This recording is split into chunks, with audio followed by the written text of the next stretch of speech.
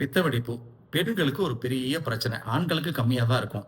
அதாவது ரொம்ப தோல் வறட்சி இருக்கிறவங்களுக்கு, உடற்சூடா இருக்கிறவங்களுக்கு, உடல் ரொம்ப குளிர்ச்சியா இருக்கிறவங்களுக்கு, இப்ப குளிர்காலத்தில, வெப்ப காலத்தில, அதேபோல பார்த்தீங்கன்னா, சத்து குறைபாடு விட்டமின் சி, விட்டமின் இ சத்து குறைஞ்சா, அதேபோல சர்க்கரை நோயினுடைய தீவிரத்தில, அதேபோல பார்த்தீங்கன்னா சோரியாசிஸ்ல, அடுத்தது பார்த்தீங்கன்னு சொன்னா, செருப்பு பார்த்தீங்கன்னா, அ தேஞ்சு போன செருப்பு போடுவாங்க. தேஞ்சு போன ஷூவ போடுவாங்க. வெறுங்கால்லயே நடப்பாங்க. குதிகால அழுக்கு தேய்ச்சு குளிக்க மாட்டாங்க. இப்படி பல்வேறு காரணங்களால் வரக்கூடிய இந்த பித்த வெடிப்ப எளிதில குணப்படுத்தலாம் மருந்தே இல்லாம.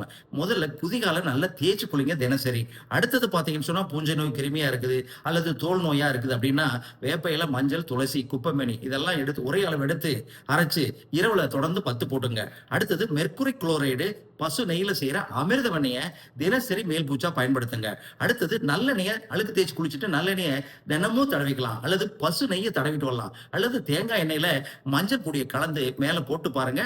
அற்புதமா சரியாயிடும். பித்த வெடிப்பு எங்க போச்சுன்னே தெரியாதுங்க.